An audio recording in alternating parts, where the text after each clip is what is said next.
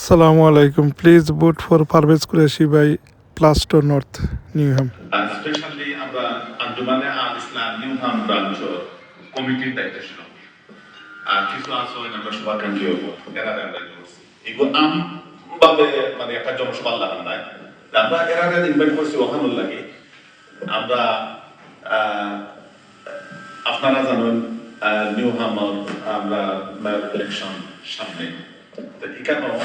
আমরা বিশেষভাবে সম্পর্কিত একজন মানুষ